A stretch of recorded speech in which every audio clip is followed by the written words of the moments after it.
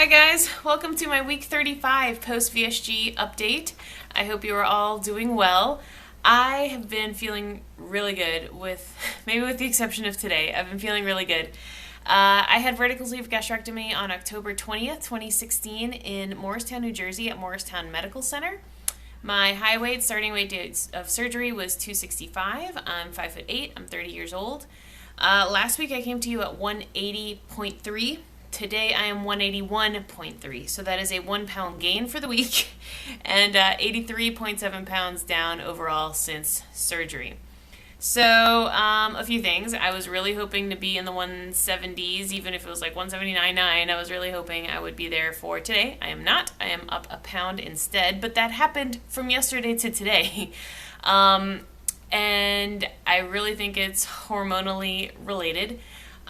Due to start my period next week, but I've been spotting on and off all week this week and like kind of heavy today. And today I just woke up feeling like bloated and gross and cramps as if I were already like full on period, even though I'm not. So I think that's mostly where the 1 pound gain is. And I'm honestly like, I'm not worried. It'll come off if I continue doing the right things. Having said that, I am no longer doing my like week 2 post-op diet.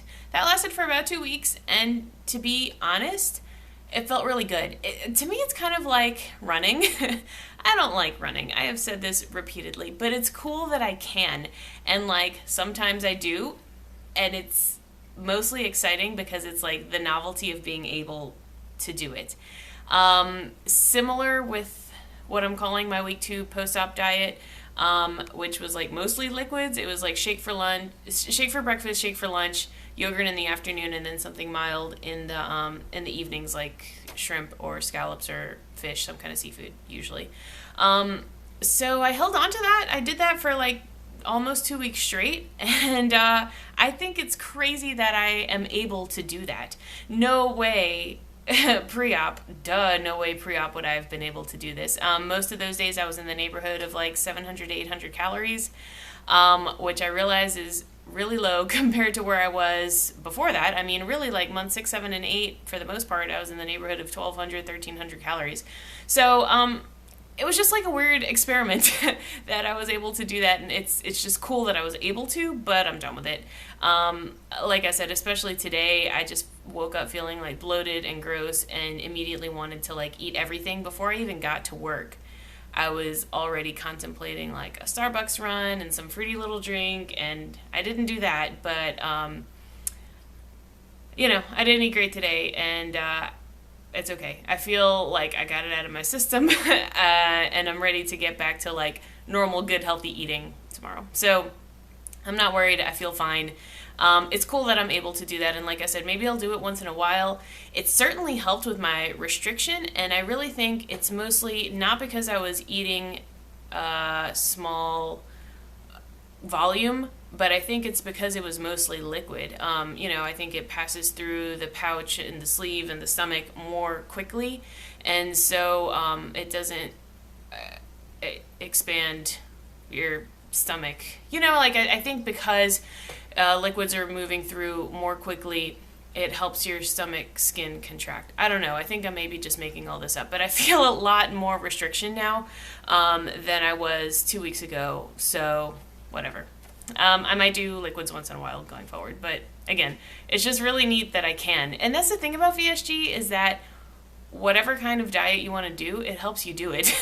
And that's cool. That's great. I'm so thankful. So what I learned from all this is that I really liked doing super low carb. I think I was pretty low carb before. My dietitian has always said to stay under 100 grams of carbs, but for the last 2 weeks I was in the neighborhood of like 30. I wasn't ever looking at net carbs, just like total carbs. I was under 30 or so for the last couple weeks. And I had more energy than I had had in a long time. And today, like I said, I ate pretty bad today and a lot of carbs. But I just felt like sluggish and tired. I seriously got home from work and wanted to take a nap. Like, that never happens to me. And so I think, I don't know. I wasn't like full on doing keto, but I never experienced any kind of like keto flu that people talk about in terms of like mental sluggishness or tiredness. I felt like super energetic over the last 2 weeks. So It might also be because I wasn't really exercising, and maybe I just had like excess energy that I wasn't really burning. I don't know. This is all just like experimental all the time. Like I'm always just changing things up. And but my point is, I think I really liked doing low carb. I think mentally what also helped for me too was that I was starting from a place, in my mind I was starting at liquids and adding things, as opposed to starting at my previous diet and taking things away. And so mentally, every time I had, shrimp for dinner or whatever, it was like exciting that I was getting something other than liquids. I don't know, you know what I mean? Like it was a mentality of adding things to my liquid diet instead of taking things away from my normal diet. So mentally, that's what helped me stay with it for these last 2 weeks, and that really helped as well. But I mean, it honestly wasn't even that hard. Like drinking so much water too, I felt full all the time, and I really think it's because my restriction came back with a vengeance. So anyway, it wasn't that bad, but it's over. I also wanted to mention, I know I talked about my blood work results from my endocrinologist a couple days ago, but one thing I forgot to mention is that my blood pressure's kind of low. Not bad, but like on the low end of normal, and my endocrinologist has actually suggested that I start adding salt to my foods, which coincidentally, I think, again, I've never really researched keto, but I think people who do keto like add a lot of salt to their foods or have to like take salt tablets, maybe, I'm not sure, but I thought that was interesting because she was like, you really should she was like, I don't really say this often, but you should consume more salt.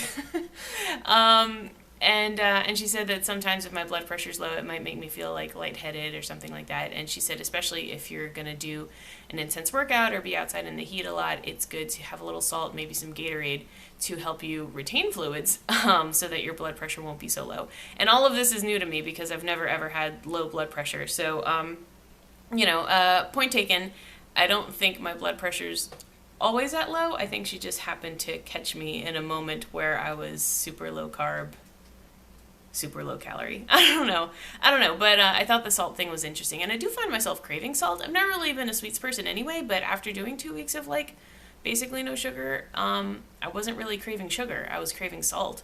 In fact, I always kind of salt my seafood in the evenings just a little bit when I'm like cooking it in the pan, and then I always kind of put a little salt in my hand and just kind of lick it. I don't know if that's gross, but I find myself craving salt, so maybe that's just like a natural bodily thing that's happening. So anyway, I also forgot to mention that I don't have gallstones. My liver enzymes were good, like right in the middle of normal of where they're supposed to be. Whatever indicators would normally be high due to the presence of gallstones, mine were not high at all. So no gallstones, whatever the pain is, I've been told is probably just gas, which is so weird because whenever it happens, it's like super ridiculously painful and long lasting. But like I mentioned before, it's maybe only happened 3 or 4 times in the 8 months since surgery. So for now, I'm not concerned. If it happens again or if it becomes more frequent, I will investigate it further. But it hasn't really happened much, and I don't have gallstones. So that's the important thing. That's basically it. I feel like we've chatted a lot recently, and that's good. I love talking to you guys. Last thing I'm just gonna say is I am personally so excited to be so close to goal. I'm only about 15 pounds away, and I want to get there in the next 4 months before my 1-year surgeversary. So I'm starting to realize that might even be kind of a stretch because in the last 2 months I lost 9 pounds, and my weight loss is kind of slowing down. So 15 pounds in 4 months, is only about 4 pounds a month, but I'm hoping I can do that. But it's really exciting to be so close, and it's funny, Jess from Watch Kitty Shrink mentioned this in one of her recent videos about how she doesn't want to tell people like, oh, I'm trying to lose 10 pounds, I'm trying to lose 15 pounds, because when we come from that mindset of being very overweight before, and we would hear somebody say, I'm trying to lose 10 pounds, we'd be like, bitch, that's ridiculous. I'm trying to lose like 100 pounds. And I just thought that was really funny because I kind of feel the opposite. Like right now, I want to tell everybody. I want to tell everybody at work. I want to tell everybody at the gym, I'm trying to lose 15 pounds because I finally feel normal. I feel like that's a normal thing to say. You know, I feel like it is incredibly abnormal to be like, oh, I'm trying to lose over 100 pounds. Like, who says that?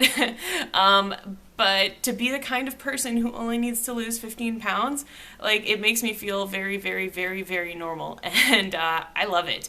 I have been telling everyone, actually, I'm trying to lose 15 pounds. And I know it sounds a little ridiculous, but it's a little fun, too. So, anyway, how are you? How are you doing? Thanks so much for watching. Hallelujah, it is almost the weekend. I will talk with you soon. Okay, bye.